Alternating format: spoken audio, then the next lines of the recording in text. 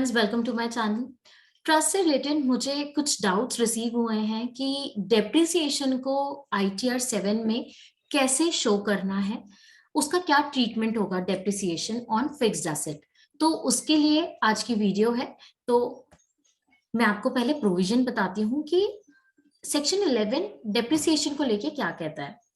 Section 11 में subsection 6 में लिखा है, in this section where any income is required to be applied और accumulated और set apart, मैं हाईलाइट कर लेती हूँ,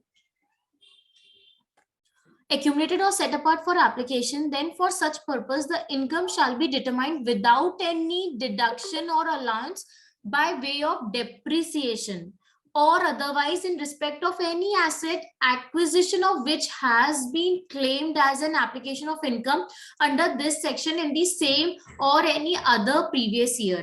इसका ये मतलब है कि उन एसेट्स को आपको ये देखना है कि आपने एज एन यूटिलाइजेशन क्लेम कर लिया है कि नहीं। जब आपने जिस साल भी उसे खरीदा था उसी साल एज अ कैपिटल एक्सपेंडिचर आपने अगर यूटिलाइजेशन क्लेम कर लिया है तो उन एसेट पे आप डेप्रिसिएशन फिर से यूटिलाइजेशन क्लेम नहीं कर सकते। तो अगर आपके इनकम एक्सपेंडिचर में डेप्रिसिएशन आपने चार्ज करके रखा है तो आप उसको डिसअलाउ करेंगे, दैट विल बी डिसअलाउड, आप अलाउ करके नहीं कैलकुलेट करेंगे इनकम। तो अब हम आईटीआर 7 पे देखते हैं। तो आईटीआर 7 पे कहाँ है ऑप्शन इस अमाउंट डेप्रिसिएशन अमाउंट को डालने का।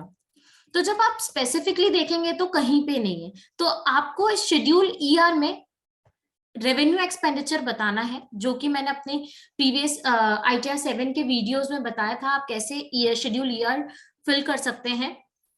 अगर आप मेरे चैनल को फॉलो कर रहे होंगे तो आपको इसके अपडेट्स मिल चुके होंगे।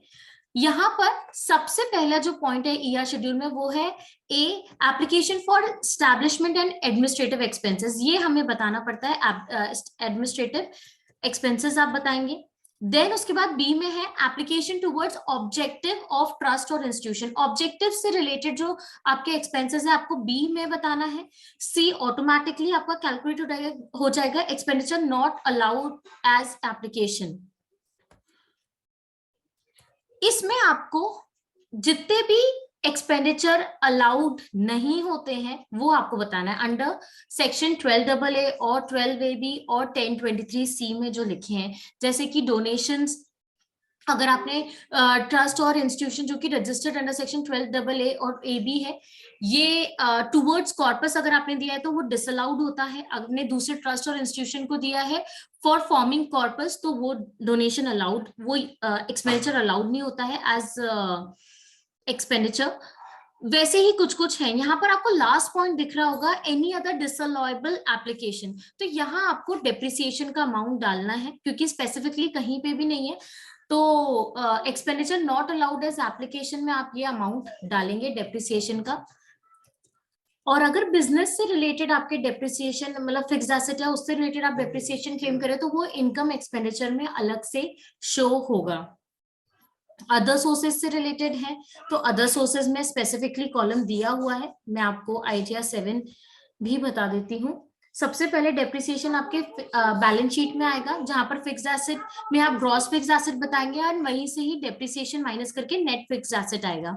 नेक्स्ट उसके बाद आपका अदर सोर्सेज में है। अदर सोर्सेज में जो आपने इनकम बताई उससे रिगार्डिंग अगर कोई डेप्रिसिएशन है तो आपको थर्ड पॉइंट में बी में बताना रहेगा।